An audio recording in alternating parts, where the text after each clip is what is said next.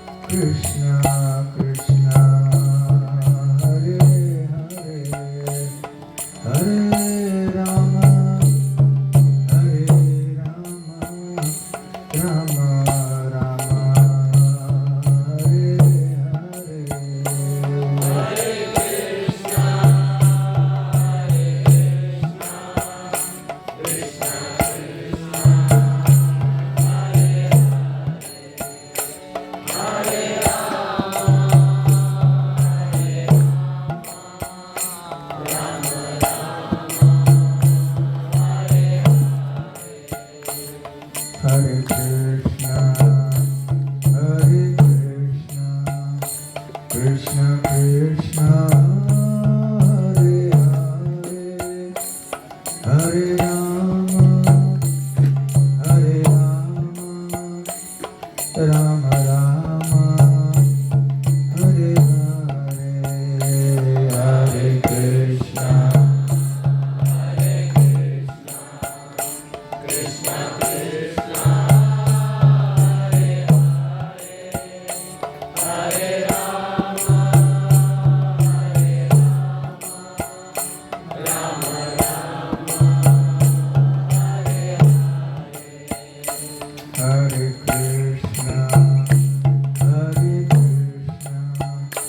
Krishna Krishna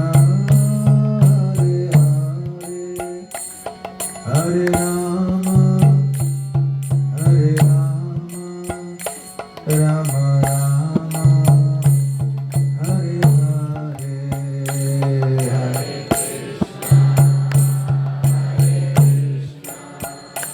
Krishna Krishna Hare Hare Hare Rama Hare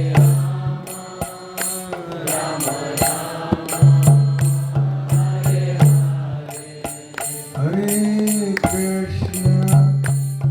Hare Krishna Krishna Krishna Hare Hare Hare Rama Hare Rama Rama Rama Hare Hare Hare Krishna Krishna Krishna Hare Jai Radha Gokulananda Radha Gokulananda Radhe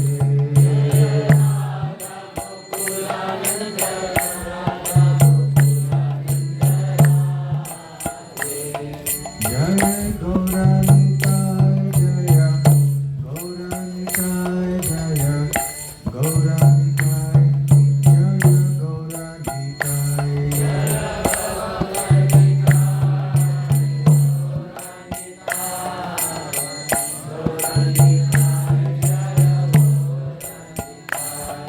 Jaya Jagannatha Jaya Jagannatha Jaya Baladeva Jaya Subhadra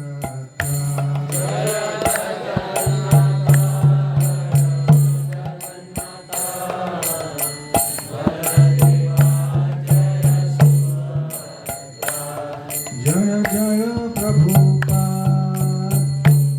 Prabhupada Prabhupada Jaya Prabhupada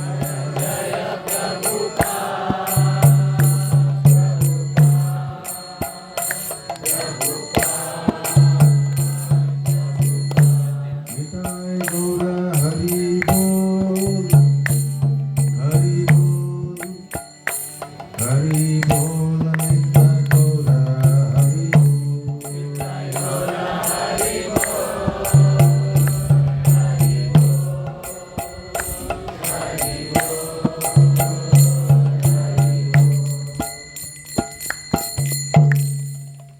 Jai Om Vishnupad Paramhansa Parivrajakaacharya Ashtotar Satarist Divine Grace Abhay Charanara Vinda Bhakti Vedanta Swami Srila Prabhupada Ki Jai Ananta Koti Vaishnava Vrinda Ki Jai Shri Shri Radha Gokulananda Ki Jai Shri Shri Gaur Nitai Ki Jai Shri Shri Jagannath Baladeva Subhadra Mai Ki Jai Nitai Gaur Premanande Samaveta Bhakta Vrinda Ki Jai Samaveta Bhakta Vrinda Ki Jai Samaveta Bhakta Vrinda Ki Jai Shri Shri Guru Gauranga Ki Jai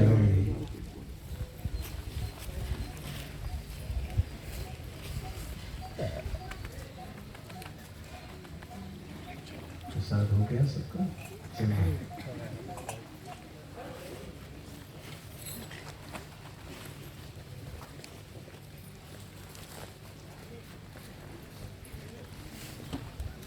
Om Jnana-timirandhasya Jnana-nirashalakaya Chakshurunmilitam Yena Tasmai Shri-Gurave Namaha Shri Chaitanya-Manobhishtam Sthapitam Yena Bhutale Swayam Rupa Kalamayyam Dadati Swaparantikam Vandeham Shri Guru Shri Guru Vaishnavanscha Shri दूतं साग्रजातं सहगण रघुनाथान्वितं तं सजीवं साद्वैतं सावधूतं परिजनसहितं कृष्णचैतन्यदेवं श्रीराधा कृष्णपादान् सहगण ललिता श्रीविशाखान्वितांश्च नमो विष्णुपादाय कृष्णप्रेष्ठाय भूतले श्रीमते भक्तिवेदान्त स्वामिनिति नामिने नमस्ते सारस्वते देवे गौरवाणी प्रचारिणे निर्विशेष शून्यवादी पाश्चात्यदेशतारिणे मूकं करोति वाचालं पंगुं लंघयते गिरिं यत्कृपातमहं वन्दे श्रीगुरुं दीनतारिणं वाञ्छाकल्पतरुभ्यश्च कृपासिन्धुभ्येव च पतितानां पावनेभ्यो वैष्णवेभ्यो नमो नमः। नमो महावदान्याय कृष्णप्रेमप्रदायिते कृष्णाय कृष्णचैतन्य नामे गौरत्विषे नमः। पञ्चतत्त्वात्मकं कृष्णं भक्तरूपस्वरूपकं भक्तावतारं भक्ताख्यं नमामि भक्तशक्तिकम् आराध्यो भगवान् ब्रजेशतनयः तद्धाम वृन्दावनम् रम्या काचिदुपास्या व्रजवधू वर्गेण या कल्पिता श्रीमद्भागवतं प्रमाणमूलं प्रेमापूर्णतो महान् श्रीचैतन्यमहाप्रभोर्मतमिदं तत्रागरत्नपरः हे कृष्ण करुणा सिन्धु दीनबन्धो जगत्पते गोपेश गोपिकान्त राधाकान्त नमोऽस्तुते तप्तकाञ्चन गौराङ्गी राधे वृन्दावनेश्वरी वृषभानुसुते देवी प्रणमामि हरिप्रिये। जय श्री कृष्ण चैतन्य प्रभु नित्यानंद श्री अद्वैत गदाधर श्रीवासादि गौर भक्तवृंद। हरे कृष्णा कृष्णा कृष्णा हरे हरे हरे राम राम राम हरे हरे। हरे कृष्णा।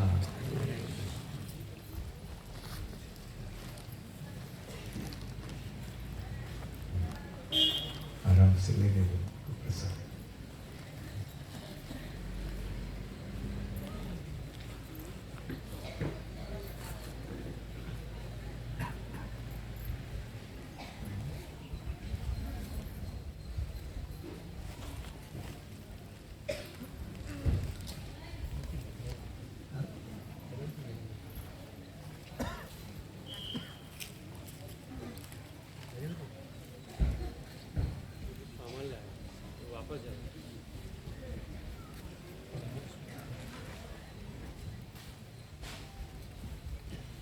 हरे कृष्णा। हरे कृष्ण। आप सब का यहाँ पर इस रामलिंगेश्वर मठ में निसर्गी के पास हार्दिक स्वागत है। प्रतिवर्ष रथ यात्रा के बाद एक ऐसी यात्रा हम निकालते हैं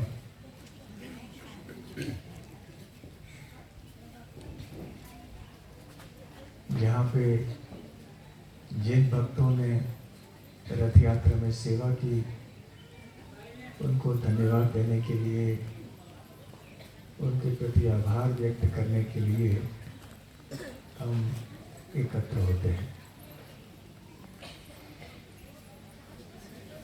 पिछले 2 सालों से भगवान जगन्नाथ तो रथ पे विराजमान नहीं थे, फिर भी रथ यात्रा तो चली।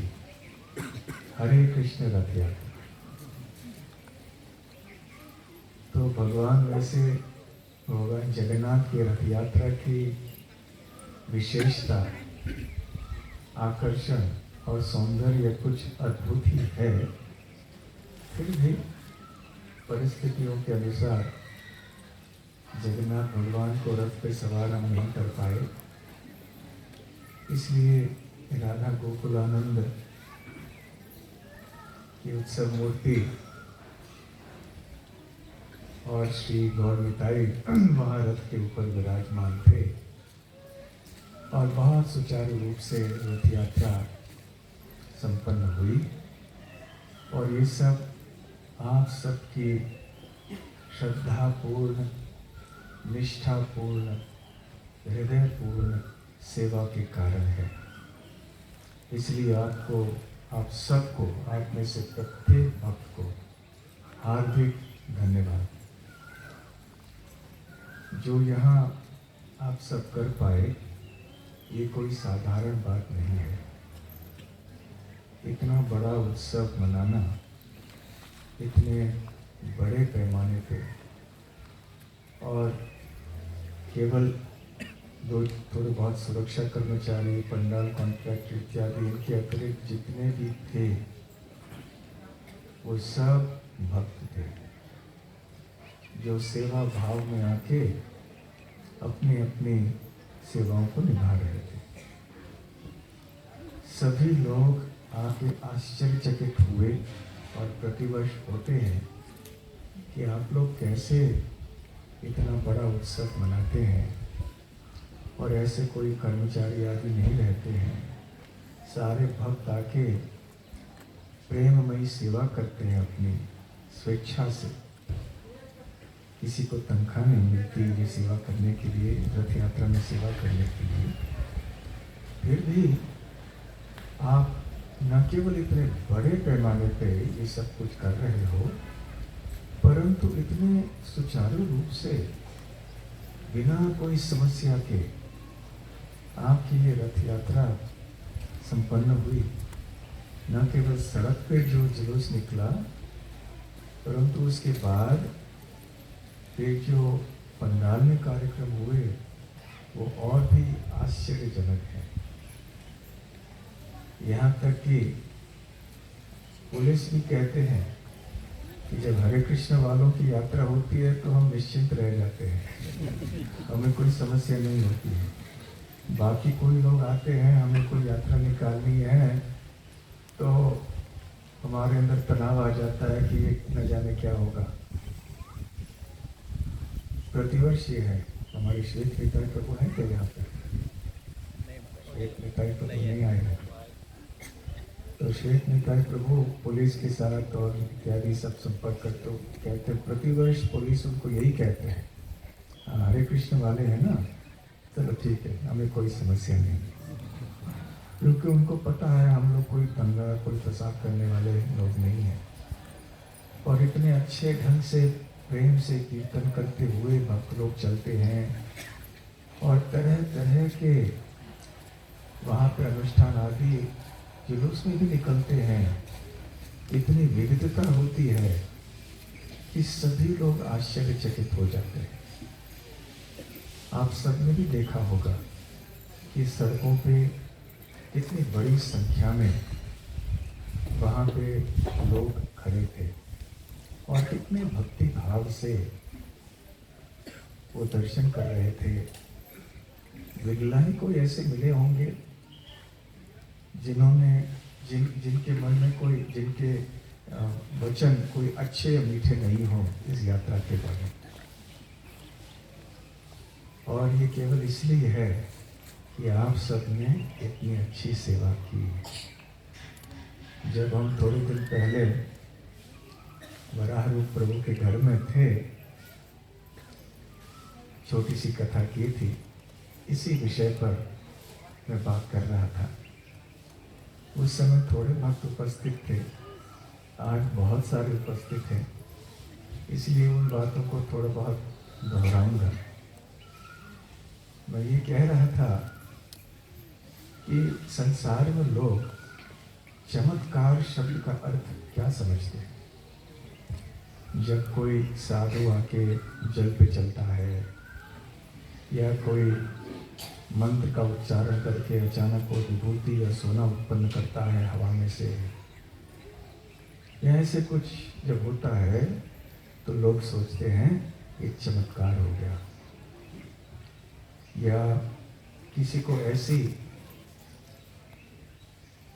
खतरनाक बीमारी है कि डॉक्टर ने कह दिया कि इस 2-4 दिन बस रह गए इनके लिए, और फिर कोई आते हैं उनको बिल्कुल ठीक कर देते हैं। तो साधारणतः इस तरह की बातें हमारे मन में आती हैं जब हम चमत्कार शब्द का प्रयोग करते हैं, परंतु वास्तविक चमत्कार ये है जब भगवान के भक्त मिलजुल कर बड़े स्नेह के साथ आपस में मैत्री के संबंध को रखते हुए दिन रात मेहनत करते हैं, बिना कोई विचार किए हुए कि किसको श्रेय जाएगा, किसको अधिक सम्मान मिल रहा है।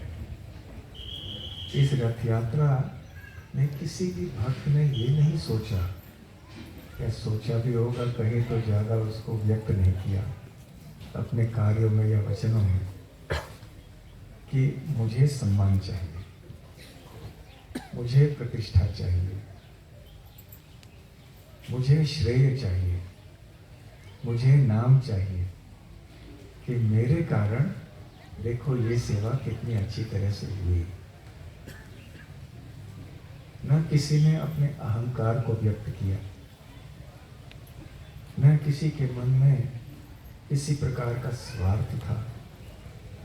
देखिए, ऐसे निस्वार्थ विनम्र भावना से सेवा करना भी एक चमत्कार है इस दुनिया में। अन्यथा इस दुनिया में कहाँ ऐसी भावना दिखाई पड़ती है। सभी लोग स्वार्थ के कारण कार्य कर रहे होते हैं, कोई पैसा कमाने के लिए, कोई प्रतिष्ठा के लिए, कोई कुछ। तो इस प्रकार से यहाँ गाड़ियाँ मत ले आएंगे, मोटरसाइकिल वगैरह से बोलिए तो ले आ रहा हूँ।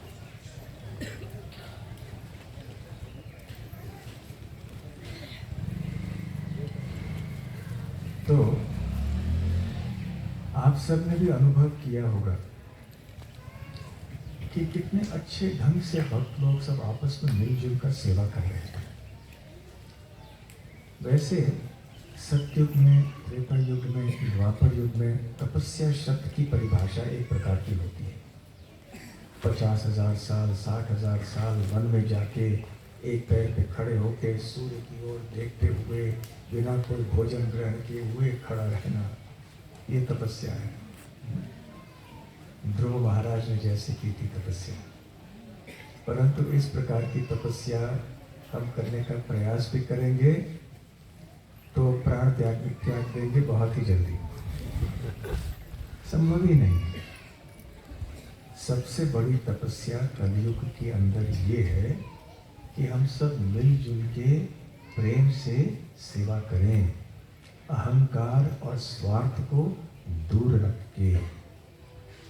जहाँ भी अहंकार और स्वार्थ आ जाते हैं, हम जब इन दो गुणों को किसी अन्य व्यक्ति में देखते हैं, तुरंत हमें बात खटकती है कि नहीं? जब अहंकार किसी में दिखाई पड़ता है, जब कोई व्यक्ति अपने शब्दों से, अपने कार्यों से अहंकार व्यक्त करता है, तो हमारे मन के अंदर बात खटकती है कि हम सोचते हैं अरे कितना अहंकार है इसके अंदर, हमें अच्छा नहीं लगता। उसी प्रकार से किसी के अंदर कोई स्वार्थ है, कोई द्वेष है, घृणा है, इस प्रकार के नकारात्मक भाव जब किसी में हम देखते हैं तो हमें ये बात खटकती है, हमें अच्छा नहीं लगता। हम सोचते हैं अरे रे अच्छा नहीं लग रहा है। परंतु जगत में तो यही सब चल रहा है। हमारे भक्तों का समाज ही एक स्थान है कम से कम जमीन पे, जहाँ इन एक संभावना है कि ये चीजें न दिखाई पड़े, फिर भी कभी कभी हम सबके अंदर दिखाई पड़ते हैं, उभर आते हैं, क्योंकि अनादिकाल से हम यहाँ इस भौतिक जगत में रहे हैं। ये पुरानी आदतें हैं, इतने जन्मों की आसानी से जाती नहीं है, इसलिए अहंकार स्वार्थ आदि रहता है, इतने आसानी से जाता नहीं। परंतु जब भक्तों के संग में आते हैं, भगवान के श्री कृष्ण के पवित्र नामों का जप कीर्तन आदि करते हैं, भगवान की अर्चा विग्रह की सेवा करते हैं इत्यादि, तब हृदय धीरे धीरे परिवर्तित होता है, वो अहंकार कम होने लगता है। अब एक भक्त बता रहे थे कि भक्त बनने के बाद उनके अंदर कैसे परिवर्तन आया। वो बम्बई के भक्त हैं और वो बम्बई के रेलगाड़ी में आया जाया करते थे। एक बार वो कुछ रात में ट्रेन में सफ़र कर रहे थे, ट्रेन में इतनी भीड़ नहीं थी, तो सामने वाली सीट पे अपने पैर रख के बैठे थे। तो कोई व्यक्ति आया, ने कहा पैर हटाइए, हमको बैठना है। तो दूसरी भी सीट खाली थी।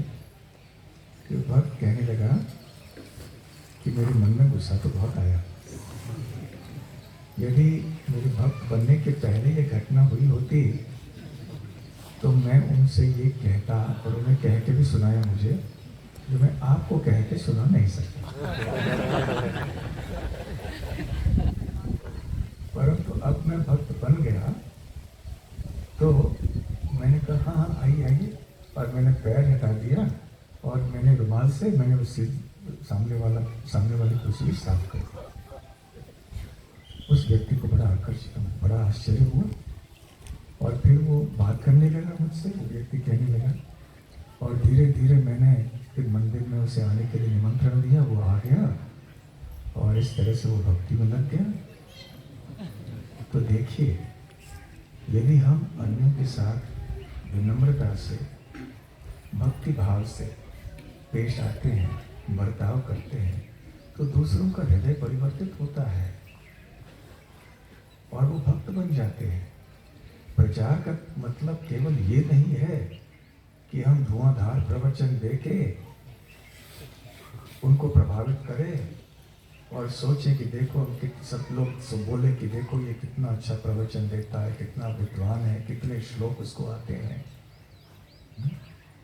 ये केवल यहाँ प्रवचन आदि दर्शन ये सब अति महत्वपूर्ण है।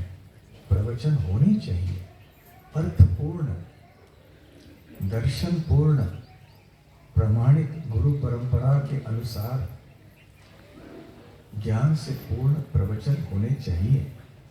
और ऐसे प्रवचन केवल मनोरंजन के लिए नहीं होने चाहिए, व्यक्तियों को भक्ति के बारे में आगे बढ़ाने के लिए होने चाहिए, लोगों को प्रेरित करने के लिए, आगे भक्ति में बढ़ने के लिए होने चाहिए।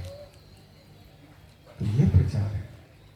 अधिकतर हमारा बर्ताव ही, हमारा व्यवहार ही प्रचार है। ऐसे कहा जाता है कि जो आप 100 शब्दों में कह सकते हो वो एक चित्र में कहा जा सकता है। आप एक चित्र दिखाएं तो उसे 100 शब्दों के बराबर संदेश पहुंच जाता है उस चित्र के द्वारा। ठीक उसी प्रकार से जो 100 चित्रों में दिखाया जा सकता है वो थोड़े क्षण के व्यवहार में दिया जा सकता है।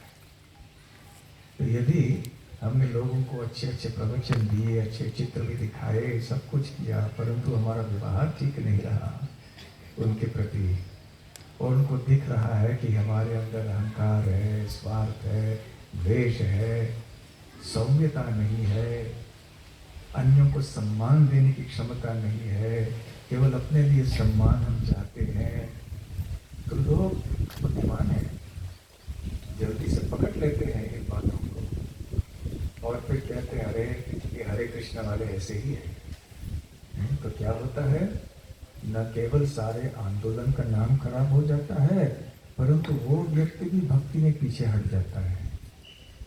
तो हमने हमारे व्यवहार के कारण क्या किया है, उसको भक्ति से दूर हटा दिया।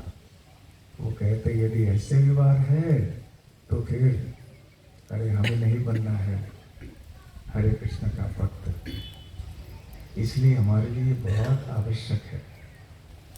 और आप सबने इस रथ यात्रा के महोत्सव में इस सारे बेलगाम के निवासियों को और साथ साथ में जो हमारे भक्त भी बेलगाम के बाहर से आए थे उनको भी आप सबने अपने आदर्श व्यवहार से, आपके आदर्श सेवा भाव से, आपके मधुर वचनों से, आपके परिश्रम आदि से, निस्वार्थ और विनम्र भाव से सबको प्रभावित किया। पत्रकार भी आए, वो भी कह रहे थे कि खरोखर चमत्कार आया है। इसलिए चमत्कार शब्द मेरे मन में रह गए। ये चमत्कार है, केवल सोना चांदी विभूति उत्पन्न करना, ये चांदी नहीं है, ये चमत्कार नहीं है। इसलिए जब हम भगवान श्री कृष्ण को केंद्र बिंदु बनाते हैं और केवल भगवान श्री कृष्ण और गुरु परंपरा और वैष्णवों की प्रसन्नता के लिए हम कार्य करते हैं, अन्य भावनाओं को त्यागते हैं, तब हमारा जीवन सफल होता है और वातावरण वैकुंठमय बन जाता है। वैकुंठ में जाने की आवश्यकता नहीं है। श्रील प्रभुपाद कहते थे वैकुंठ की स्थापना यहाँ पर भी हो सकती है और हम कृष्ण भक्ति के द्वारा इसको कर सकते हैं। तो इसलिए आप सब को मैं इतना धन्यवाद दे रहा हूँ। आप में से हर एक भक्त ने इतनी अच्छी सेवा की कि इसके लिए अवश्य श्रील प्रभुपाद जी की और श्री श्री राधा गोकुलानंद की कृपा आप सबको अवश्य मिलेगी। श्रीमद् भागवत में यहाँ पे ऐसे प्रोजेक्टर वगैरह लगाना था, लेकिन मुझे नहीं पता था कि बाहर करने वाले हैं कार्यक्रम। यहाँ तो स्क्रीन दिखाई नहीं पड़ेगा, स्क्रीन के ऊपर जो है, अंदर होता तो दिखाते, खैर कोई बात नहीं। तो श्रीमद् भागवत में कहा गया है यथा तरोर मूल विशेषणेन तृप्यत स्कंद भुजोपि शाखाः प्राणोपहाराच यथार्णा यथेन्द्रियाणां तथैव सर्वारणं अच्युतेच्या।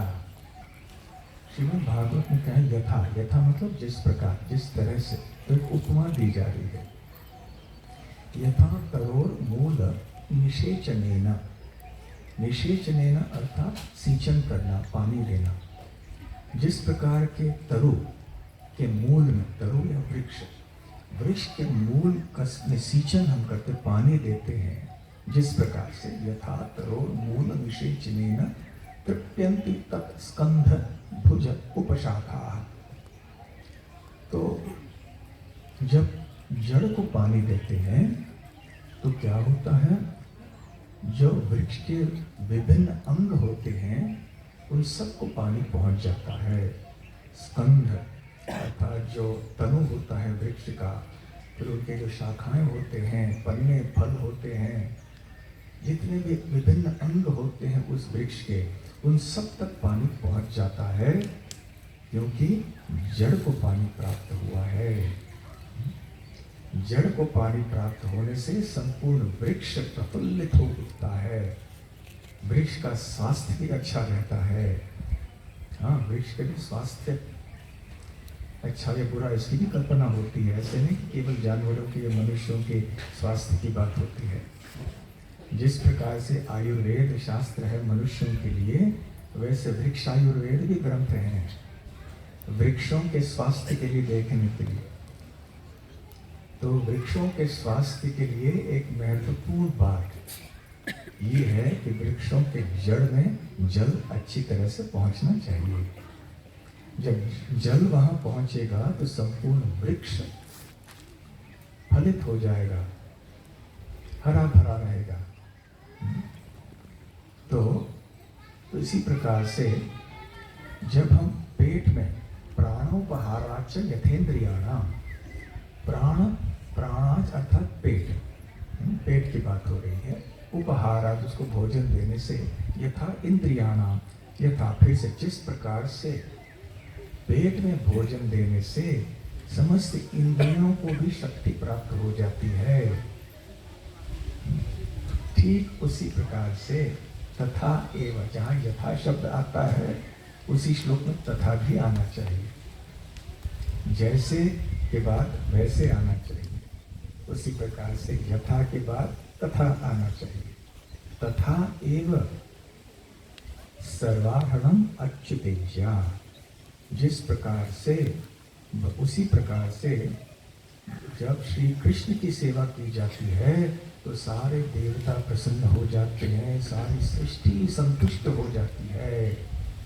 यह संतुष्टे जगत तुष्टम, ऐसे प्रभुपाद जी बार बार कहा करते थे कि भगवान कृष्ण वो व्यक्ति हैं जिनको संतुष्ट करने से संपूर्ण जगत संतुष्ट हो सकता है। तो इसी बात को भी इसी श्लोक में दोहराया गया है। यदि हमने भगवान श्री कृष्ण को संतुष्ट किया, हमारा सर्वस्व उनके संतुष्टि के लिए हमने यदि समर्पित किया, तो सब कुछ खिल उठेगा, फलने फूलने लगेंगे सब कुछ हमारे जीवन में। तो ये बहुत महत्वपूर्ण सिद्धांत है। यदि हम जब पेट में भोजन डाल रहे हैं तो थोड़ा भोजन यहाँ रखा, जैसे आपने बच्चों को देखा होगा ना, जब भोजन लेते हैं तो थोड़ा भोजन मुंह में डालते हैं, थोड़ा यहाँ वहाँ गिरा देते हैं, तो भोजन पूरा पेट में नहीं जाता। थाली में तो इतना है भोजन, परंतु पेट में बहुत कम जाता है, क्योंकि इधर उधर चले जाता है भोजन। या भोजन पेट में भी जाता हो, परंतु हमारी पचन शक्ति ठीक नहीं है, तो आयुर्वेद की दृष्टि से उस भोजन को भोजन नहीं कहते। भोजन वही है जिसका पचन होता है। जिस भोजन का पेट में जाने से पचन नहीं होता वो विष बन जाता है, जिसको कि आयुर्वेद में आम कहते हैं। आम मतलब अंबानी, आप उसने ये अलग शब्द है। आम अर्थात विष। पेट में विष बन जाता है और नाना प्रकार के रोग उत्पन्न होते हैं, इसलिए रोगों का जड़ पेट है, ऐसे आयुर्वेद की मान्यता है। तो पेट के अंदर न केवल भोजन ठीक से जाना चाहिए, पेट में अंदर जाना चाहिए, परंतु पेट की अवस्था भी ठीक होनी चाहिए, पचन शक्ति भी पर्याप्त होनी चाहिए। उसी प्रकार से हम जब जड़ में पानी डालते हैं तो जड़ में जल पहुंचना चाहिए। यदि हमने यहाँ वहाँ पानी डाल दिया, जड़ तक नहीं पहुंचा, तो फिर पेड़ को सारा लाभ नहीं मिलेगा। श्रील प्रभुपाद जी ने एक बार ये कहानी कई बार बताया करते थे, हितोपदेश की कहानी है कि एक बार शरीर के अलग अलग जो अवयव हैं वो आपस में बैठ के एक विद्रोह का आयोजन करने लगे। कि विद्रोह के पीछे असंतुष्टि क्या थी?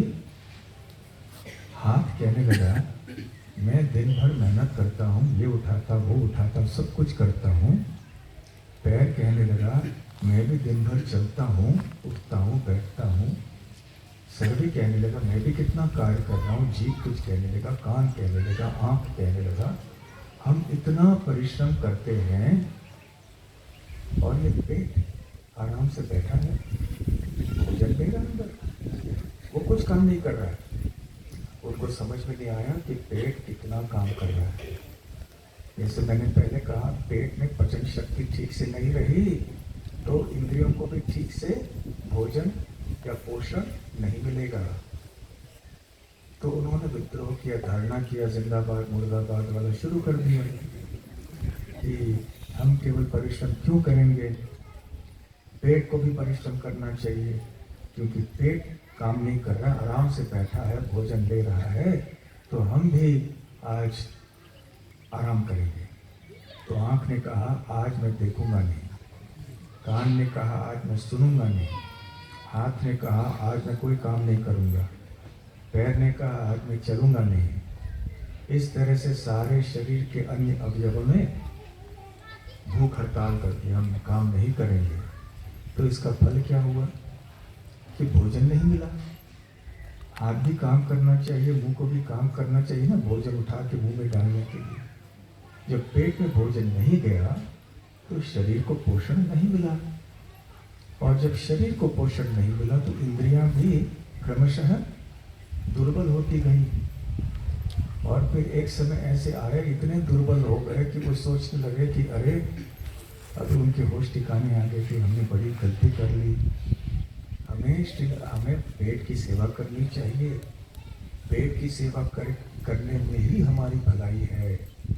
ठीक उसी प्रकार से भगवान श्री कृष्ण की सेवा करने में ही हमारी भलाई है।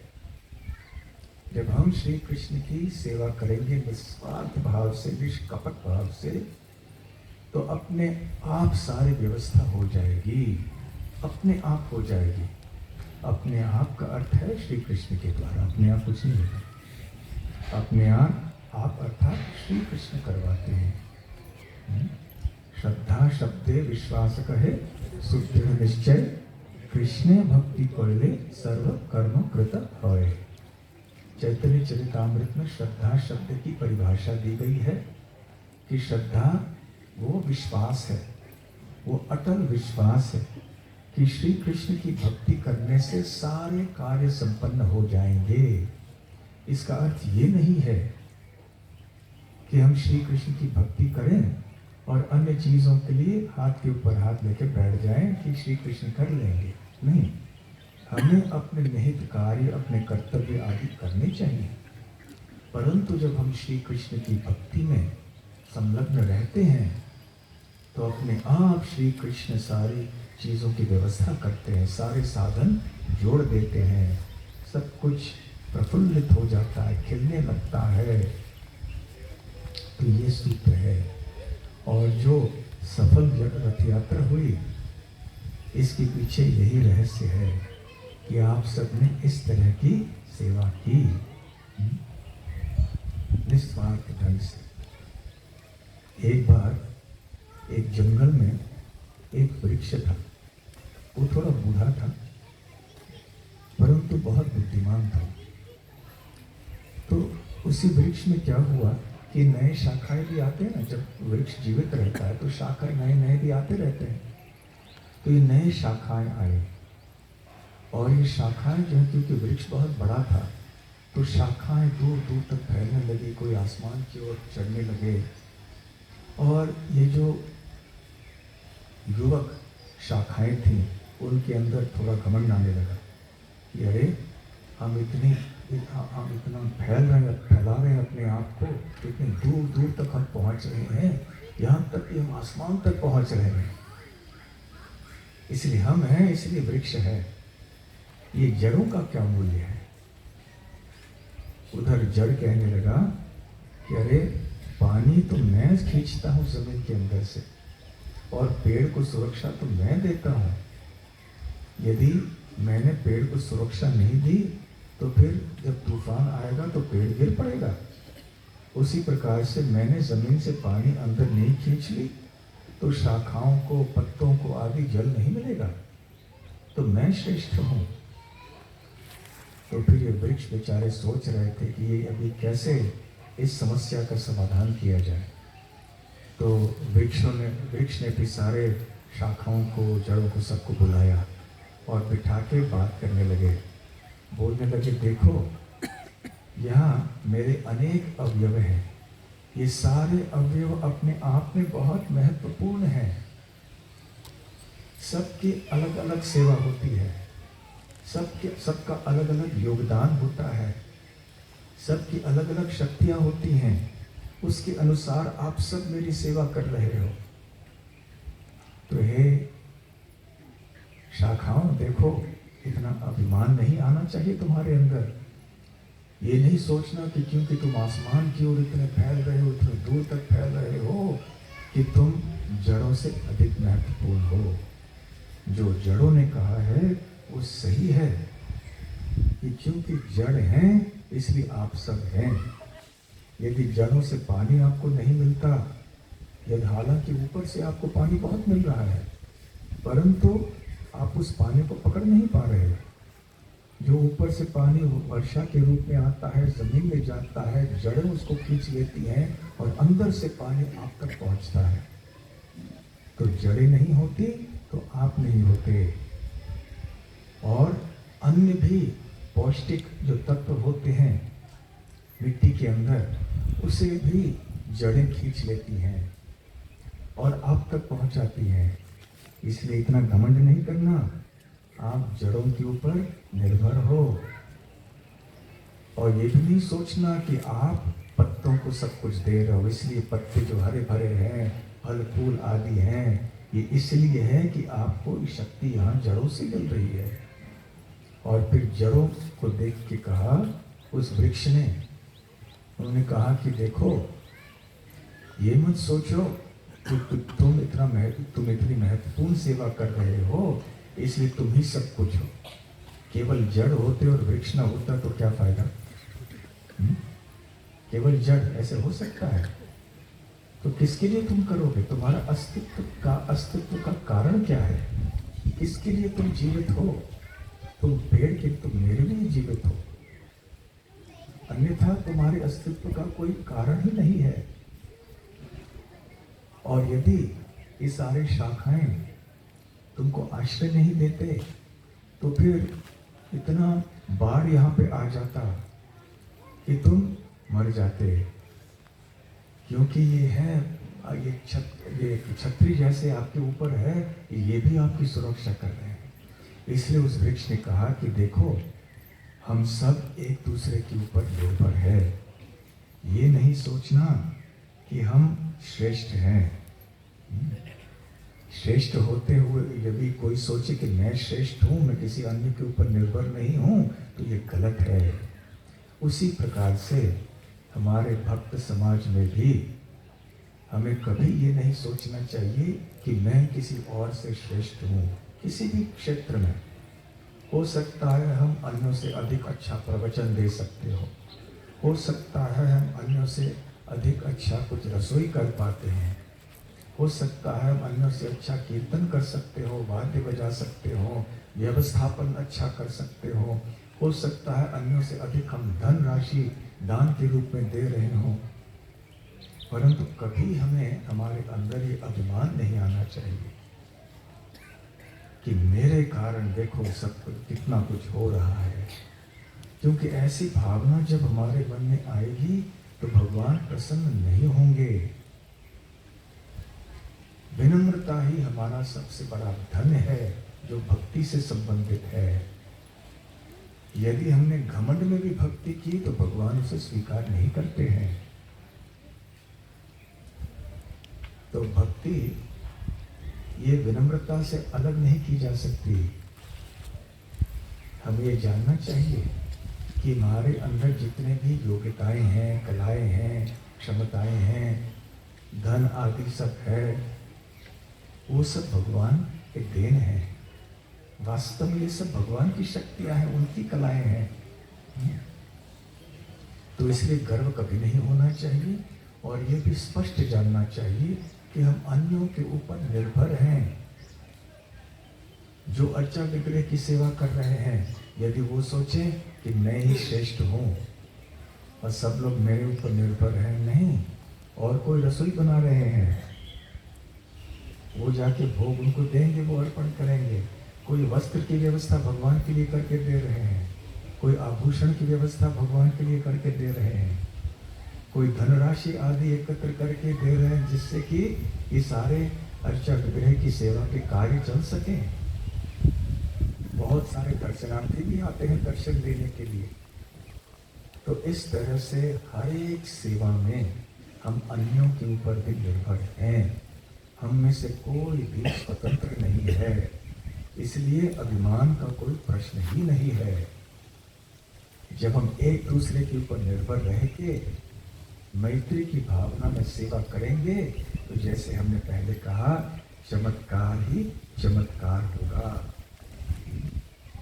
मिलजुल के जब कार्य करते हैं हम, तो अद्भुत शक्ति आती है सारे भक्त समाज को। कलयुग में ही शक्ति, संग में ही शक्ति है। संघे शक्ति कलौ गई कि कलयुग में संग में ही शक्ति है, संघ में ही शक्ति है, अकेले में शक्ति नहीं है। हम यदि अकेले रहें तो हम थोड़े समय के लिए कुछ कर पाएंगे, परंतु अधिक कुछ नहीं कर पाएंगे, अधिक समय के लिए नहीं कर पाएंगे। गोकुल धाम में उस दिन हम चर्चा कर रहे थे कि हम यदि अकेले जाएंगे तो बहुत तेजी से जा पाएंगे, क्योंकि कोई रोकने वाला नहीं ना, कोई टोकने वाला नहीं, कोई अपने विचार बोलने वाला कि भाई ऐसा नहीं करो, वैसा नहीं करो, ये ठीक नहीं, वो ठीक नहीं। हमारे मन में जैसे आए हम करेंगे, तेजी से बढ़ेंगे, परंतु ज्यादा दूर तक नहीं पहुंच जाएंगे, हम टिक नहीं पाएंगे अकेले अकेले जाते हुए। हाँ, वो भले गाने बहुत सारे हों, हम अकेले चल रहे हैं, ये वो सब, वो गाने गाने हैं बस। वास्तविक जीवन में अन्यों का साथ बहुत आवश्यक है, विशेष करके भक्तों का। दूसरी ओर हम सब साथ में मिलके चलेंगे तो गति धीमी होगी, क्योंकि 10 लोगों का विचार लेना है, सबका भिन्न मत होता है, सारे भिन्न मतों का समन्वय करना है, फिर कोई एक निष्कर्ष पे पहुंचना है। अभी कभी कभी लगता है कि अरे इतने लोगों से बात करना है, कितनी धीमी गति से बात चलती है, निर्णय जल्दी से नहीं लिए जा सकते, तो कभी कभी हम लोग हताश हो जाते हैं। परंतु भले हमारी गति धीमी हो, परंतु इस धीमी गति से जब हम चलेंगे सबको साथ में लेकर, तो हम लंबे चल सकेंगे, दूर तक पहुंच जाएंगे हम। तो अकेले चलेंगे तो तेज गति से चलेंगे, परंतु जल्दी ही थक जाएंगे। हम सबको साथ में लेकर चलेंगे तो धीमी गति से चलेंगे, परंतु दूर तक चल पाएंगे, हमारे गंतव्य तक पहुंच जाएंगे। और हमारा गंतव्य क्या है? गोलोक वृंदावन। हम सब वृंदावन पहुंचना चाहते हैं।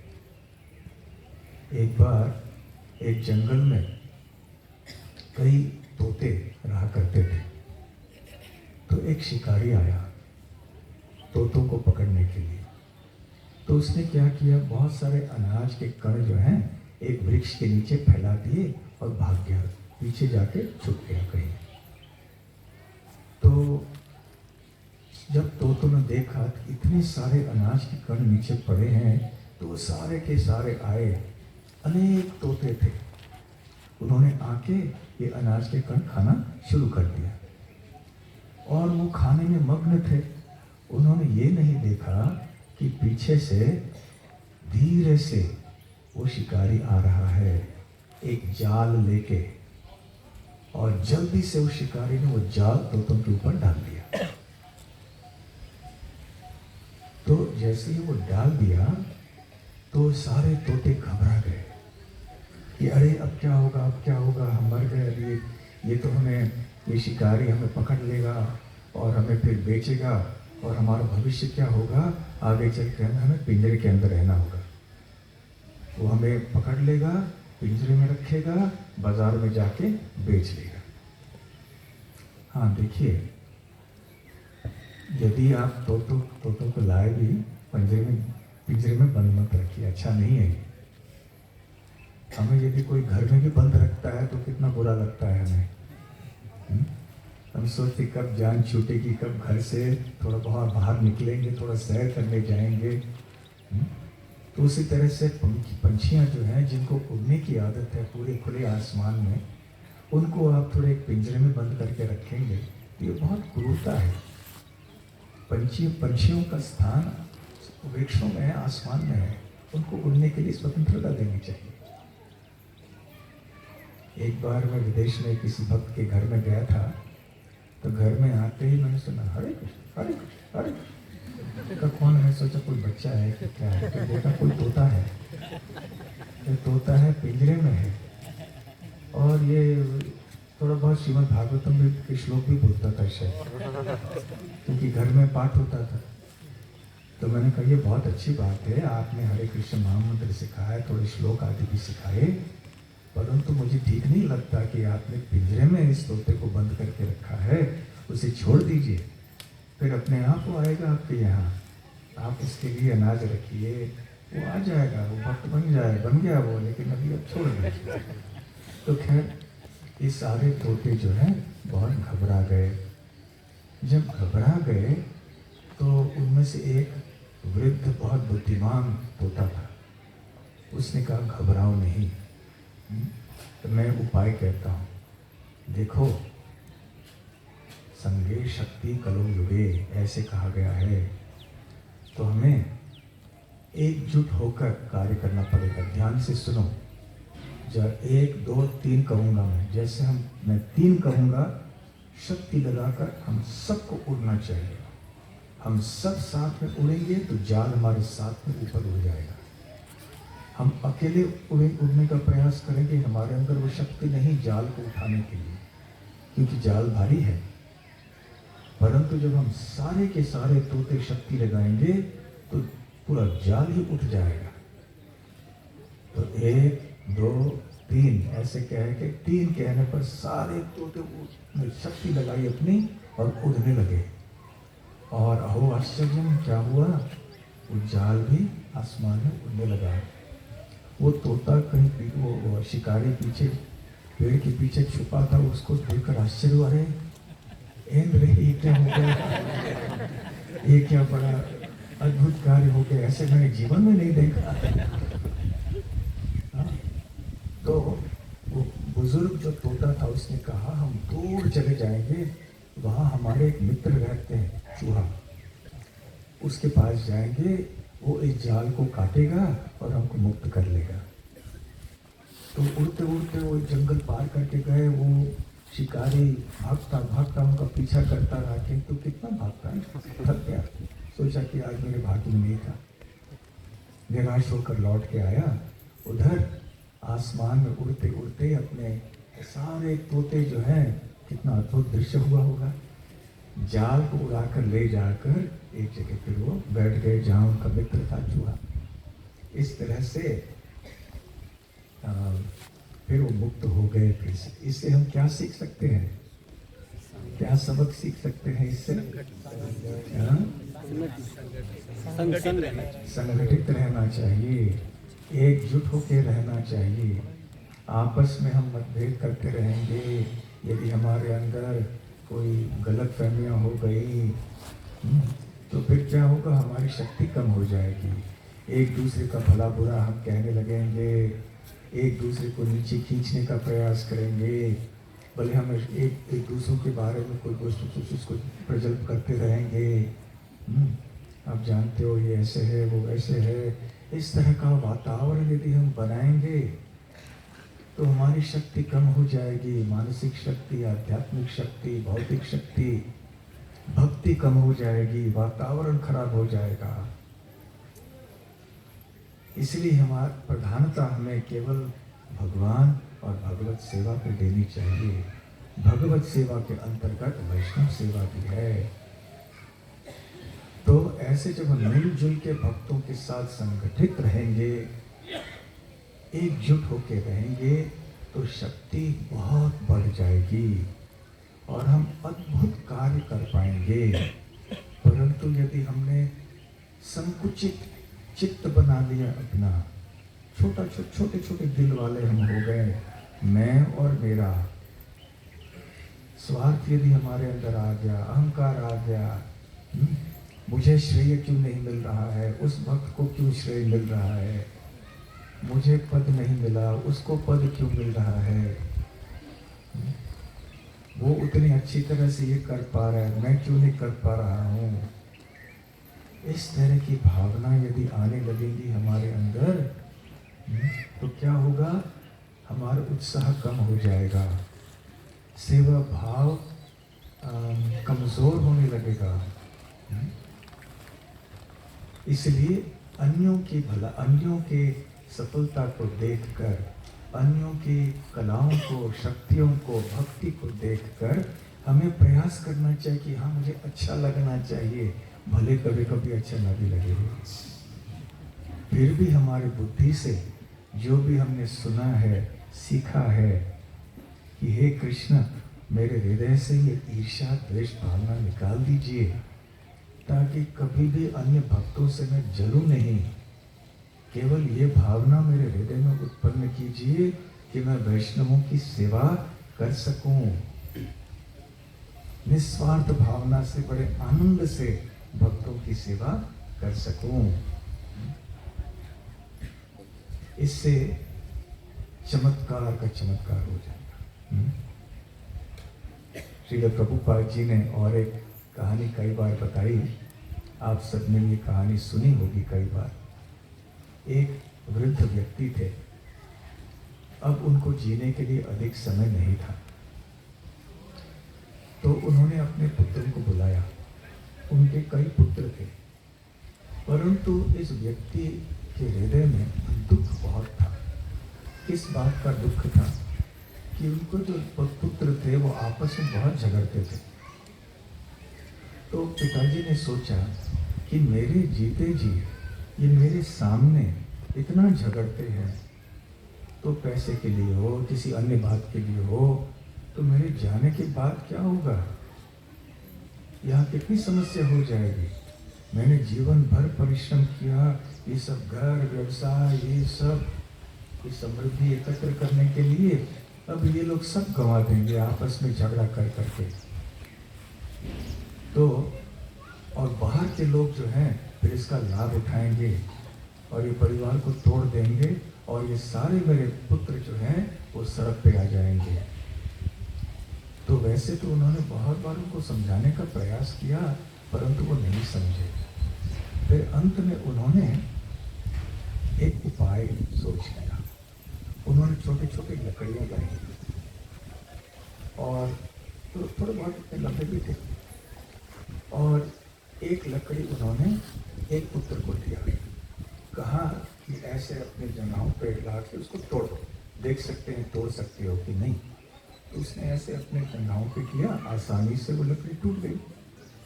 और एक लकड़ी दूसरे को दिया, हर एक पुत्र को एक एक लकड़ी दे दी और कहा कि इसको तोड़ो, और आसानी से वो लकड़ी तोड़ पाए।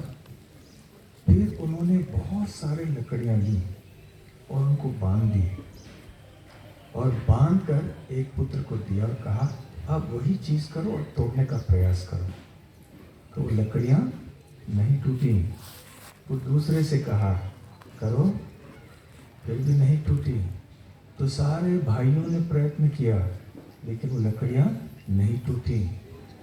इसलिए फिर वो पिताजी ने पुत्रों से कहा कि देखो, जब तुम ये लकड़ी अकेली थी, अब आसानी से इसको तोड़ सके, परंतु ये लकड़ियां जब पूरी तरह से एक साथ में आ गई तो उनको तोड़ नहीं पाए। तो ठीक उसी प्रकार से आपस में यदि आप झगड़ा करोगे, मतभेद करके, तो क्या होगा कि आप अकेले रहोगे और आप कमज़ोर हो जाओगे, दुर्बल हो जाओगे, और बाहर के लोग और अंदर के लोग दोनों लाभ उठाकर आपको हानि पहुंचाएंगे, और इस तरह से आप सबको हानि पहुंचेगी। परंतु यदि आप सब भाई एकजुट होकर रहें, तो फिर कोई आपको का कोई बिगाड़ नहीं सकता, कोई हानि पहुंचा नहीं पाएगा आपको। इसलिए आप साथ में रहो, एकजुट होकर रहो। और ये बात सारे पुत्रों के मन में बैठ गई, उनको समझ में आई ये बात, और फिर उन्होंने अपने पिता के शिक्षण को स्वीकार किया। तो ठीक उसी प्रकार से हमें भी सोचना चाहिए कि आपस में हमारे अंदर बहुत सारे समस्याएं हो सकती हैं, भिन्न मत हो सकते हैं, परंतु भिन्न मत भेद होने के बाद भी मन भेद नहीं होना चाहिए। मन का भेद नहीं करना चाहिए, कभी भी आपस में संबंध बिगाड़ने नहीं चाहिए। तो हमें बहुत सावधान रहना चाहिए कि हम इस तरह से बात करें, इस तरह से बर्ताव करें कि अन्यों को बिना वजह हमारे कारण दुख न हो जाए, और हम अच्छी तरह से मैत्री की भावना को बनाए रखें। अभी कुछ ये है, दूसरे कुछ है क्या, ब्रेक है अभी कोई है क्या है?